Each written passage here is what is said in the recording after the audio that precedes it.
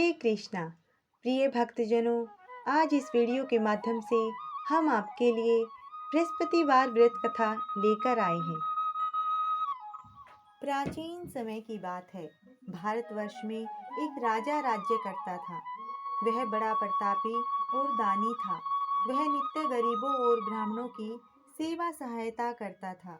वह प्रतिदिन मंदिर में भगवान के दर्शन करने जाता था, लेकिन यह बात उसकी रानी को अच्छी नहीं लगती थी। वह न पूजन करती थी और न ही दान करने में उसका मन लगता था। एक दिन राजा शिकार करने वन को गए हुए थे, तो रानी और दासी महल में अकेली थी।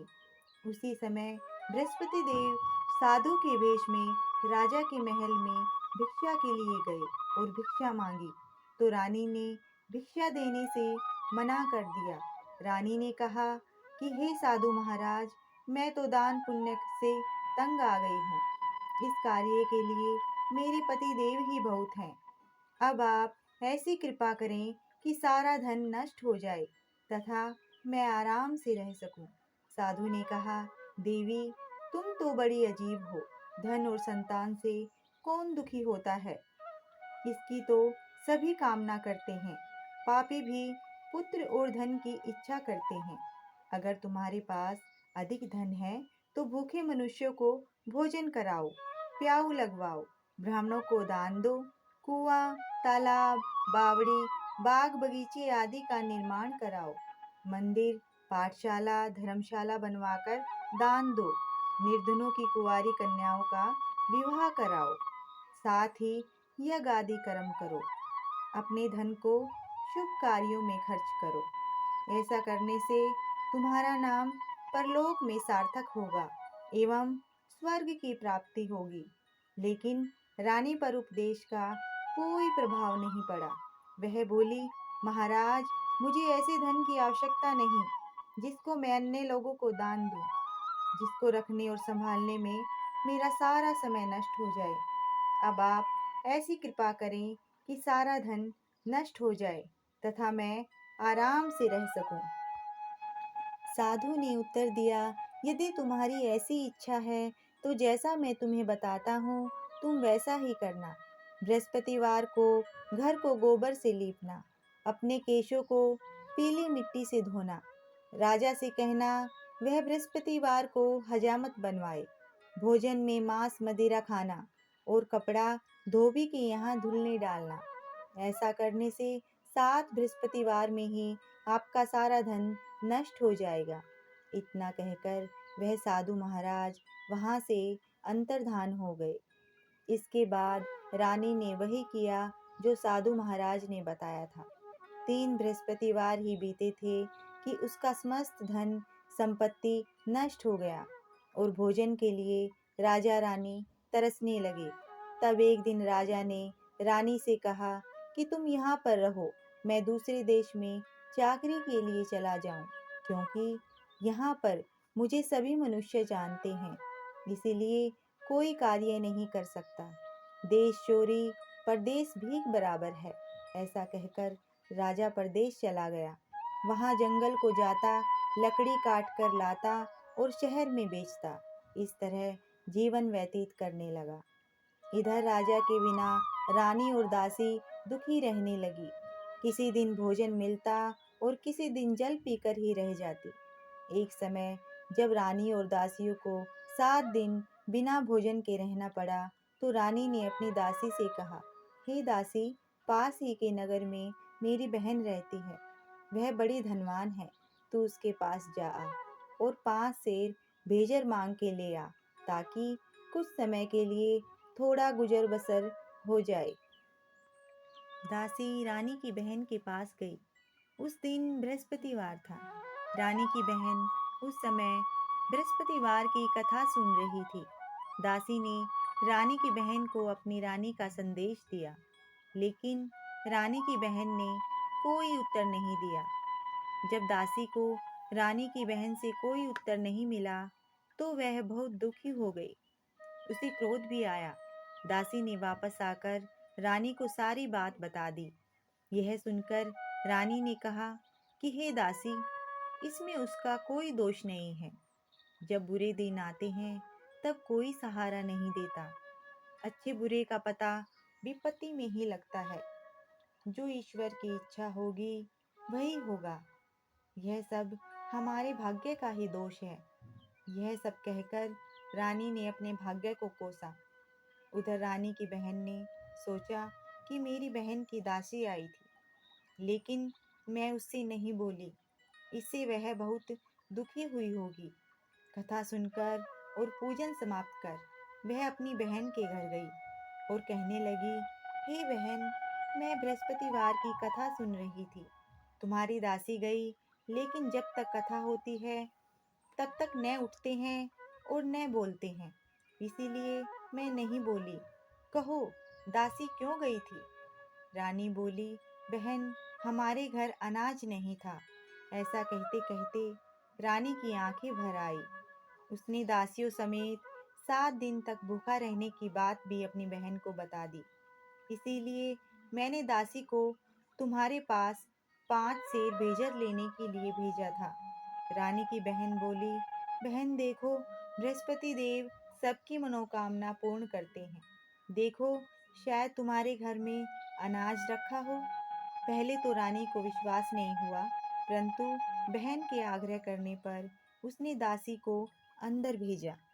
दासी घर के अंदर गई और वहां पर उसे एक घड़ा भेजर से भरा मिल गया। उसे बड़ी हैरानी हुई। उसने बाहर आकर रानी को बताया। दासी रानी से कहने लगी, हे रानी, जब हमको भोजन नहीं मिलता तो हम व्रत ही तो करते हैं। इसीलिए क्यों न इनसे व्रत और कथा की विधि पूछ ली जाए। हम भी व्रत किया करेंगे। दासी के कहने पर रानी ने अपनी बहन से बृहस्पति व्रत के बारे में पूछा। उसकी बहन ने बताया, बृहस्पतिवार के व्रत में चने की दाल, गुड़ और मुनक्का से विष्णु भगवान का केले के पेड़ की जड़ में पूजन करें तथा दीपक जलाएं और कथा सुने। उस दिन एक ही समय भोजन करें। भोजन में पीले खाद्य पदार्थ का सेवन जरूर करें। इससे गुरु भगवान प्रसन्न होते हैं, अन्न, पुत्र और धन का वरदान देते हैं, साथ ही सभी मनोकामनाएं पूर्ण करते हैं। व्रत और पूजन की विधि बताकर रानी की बहन अपने घर लौट आई। रानी और दासी दोनों ने निश्चय किया कि बृहस्पति देव भगवान का पूजन जरूर करेंगे। 7 रोज बाद जब बृहस्पतिवार आया तो उन्होंने व्रत रखा। घुड़साल में जाकर चना और गुड़ बीन लाई तथा उसकी दाल से केले की जड़ तथा विष्णु भगवान का पूजन किया। अब पीला भोजन कहाँ से आए? दोनों बड़ी दुखी हुई, परंतु उन्होंने व्रत किया था, इसलिए बृहस्पति देव भगवान प्रसन्न थे। एक साधारण व्यक्ति के रूप में वे 2 थालों में पीला भोजन लेकर आए और दासी को देकर बोले, हे दासी, यह भोजन तुम्हारे और तुम्हारी रानी के लिए है। इसे तुम दोनों ग्रहण करना। दासी भोजन पाकर बहुत प्रसन्न हुई। उसने रानी से कहा, चलो रानी जी, भोजन कर लो। परंतु रानी को भोजन आने के बारे में कुछ भी नहीं पता था, इसीलिए उसने कहा कि जा तू ही भोजन कर, क्योंकि तू व्यर्थ में ही हमारी हंसी उड़ाती है। तब दासी ने कहा, एक व्यक्ति भोजन दे गया। तब रानी ने कहा, वह व्यक्ति तेरे लिए ही भोजन दे गया है, तू ही भोजन कर। तब दासी ने कहा, वह व्यक्ति हम दोनों के लिए 2 थालों में सुंदर पीला भोजन दे गया है, इसीलिए मैं और आप दोनों ही साथ साथ भोजन करेंगे। यह सुनकर रानी बहुत प्रसन्न हुई और दोनों ने गुरु भगवान को नमस्कार कर भोजन किया। उसके बाद से वे प्रत्येक बृहस्पतिवार को गुरु भगवान का व्रत और पूजन करने लगी। बृहस्पति भगवान की कृपा से उनके पास धन हो गया, लेकिन रानी फिर पहले की तरह आलस्य करने लगी। तब दासी बोली, देखो रानी, तुम पहले भी इसी प्रकार आलस्य करती थी। तुम्हें धन के रखने में कष्ट होता था, इस कारण सभी धन नष्ट हो गया। अब गुरु भगवान की कृपा से धन मिला है, तो फिर तुम्हें आलस्य होता है। बड़ी मुसीबतों के बाद हमने यह धन पाया है। इसीलिए हमें दान पुण्य करना चाहिए। अब तुम भूखे मनुष्यों को भोजन कराओ, प्याऊ लगवाओ, ब्राह्मणों को दान दो, कुआं, तालाब, बावड़ी और बाग बगीचे आदि का निर्माण कराओ, मंदिर, पाठशाला और धर्मशाला बनवाकर दान दो, निर्धनों की कुंवारी कन्याओं का विवाह कराओ, साथ ही यज्ञ आदि कर्म करो। अपने धन को शुभ कार्यों में खर्च करो, जिससे तुम्हारे कुल का यश बढ़े और स्वर्ग को प्राप्त हो और पितर प्रसन्न हों। दासी की बात मानकर रानी शुभ कर्म करने लगी। उसका यश फैलने लगा। एक दिन रानी और दासी आपस में विचार करने लगी कि न जाने राजा किस दशा में होंगे। उनकी कोई खोज खबर भी नहीं है। उन्होंने श्रद्धापूर्वक बृहस्पति भगवान से प्रार्थना की कि राजा जहाँ कहीं भी हो शीघ्र वापस आ जाए। उसी रात्रि को बृहस्पति देव ने राजा को स्वप्न में कहा कि हे राजा, उठ, तेरी रानी तुझको याद करती है, अपने देश को लौट जा। राजा प्रातःकाल उठा और जंगल से लकड़ी काटने के लिए जंगल की ओर चल पड़ा। जंगल से गुजरते हुए विचार करने लगा कि रानी की गलती से उसे कितने दुख भोगने पड़ रहे हैं। उसे राजपाट छोड़कर जंगल में आकर रहना पड़ रहा है। जंगल से लकड़ी काटकर शहर में बेचकर गुजारा करना पड़ रहा है और अपनी दशा को याद करके व्याकुल होने लगा। उसी समय राजा के पास बृहस्पति देव साधु के वेश में आकर बोले, हे लक्कड़हारे, तुम इस सुनसान जंगल में किस चिंता में बैठे हो, मुझे बतलाओ। यह सुन राजा के नेत्रों में जल भर आया। साधु की वंदना कर राजा ने अपनी संपूर्ण कहानी सुना दी। महात्मा दयालु होते हैं। वे राजा से बोले, हे राजा, तुम्हारी पत्नी ने बृहस्पति देव के प्रति अपराध किया है, जिसके कारण तुम्हारी यह दशा हुई है। अब तुम चिंता मत करो, भगवान तुम्हें पहले से अधिक धन देंगे। देखो, तुम्हारी पत्नी ने बृहस्पतिवार का व्रत शुरू कर दिया है। अब तुम भी बृहस्पतिवार के व्रत में चने की दाल, गुड़ और मुनक्का से विष्णु भगवान का केले के वृक्ष की जड़ में पूजन करो तथा दीपक जलाकर कथा सुनो। उस दिन एक ही समय भोजन करना, लेकिन भोजन में पीले खाद्य पदार्थ का सेवन जरूर करना। भगवान तुम्हारी सब कामनाओं को पूर्ण करेंगे। साधु की बात सुनकर राजा बोला, हे प्रभु, लकड़ी बेचकर तो इतना पैसा भी नहीं बचता जिससे भोजन के उपरांत कुछ बचा सकूं। मैंने रात्रि में अपनी रानी को व्याकुल देखा है। मेरे पास कोई साधन नहीं है जिससे उसका समाचार जान सकूं। फिर मैं कौन सी कहानी कहूँ, यह भी मुझको मालूम नहीं है। साधु ने कहा, हे राजा, मन में बृहस्पति भगवान के पूजन व्रत का निश्चय करो। वे स्वयं तुम्हारे लिए कोई राह बना देंगे। बृहस्पतिवार के दिन तुम रोजाना की तरह लकड़ियाँ लेकर शहर में जाना। तुम्हें रोज से दोगुना धन मिलेगा, जिससे तुम भली भांति भोजन कर लोगे तथा बृहस्पति देव की पूजा का सामान भी आ जाएगा। राजा ने ऐसा ही किया और उसको मनोवांछित फल की प्राप्ति हो गई। इस प्रकार जो भी यह कथा पढ़ता या सुनता है, उसकी सभी मनोरथ पूरे होते हैं। श्री बृहस्पति देव की आरती। जय बृहस्पति देवा, ओम जय बृहस्पति देवा। छिन्न छिन्न भोग लगाऊं, कदली फल मेवा। ओम जय बृहस्पति देवा।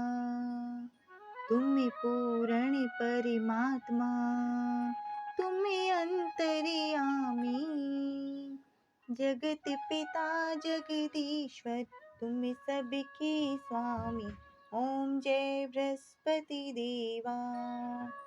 चरणामृत निज निर्मले, सभी पातक हरिता, सकल मनोरथ दायक, कृपा करो भरिता। ओम जय बृहस्पति देवा। तन मन धन अर्पण करे, जो जन शरण पड़े, प्रभु प्रकट तब हो कर, आकर द्वार खड़े। ओम जय बृहस्पति देवा। दीन दयाल दयानिधि, भगतन हितकारी, पाप दोष सब हरिता, भव बंधन हारी।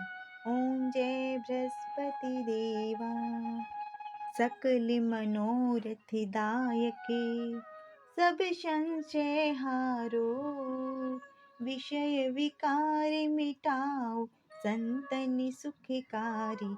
ओम जय बृहस्पति देवा।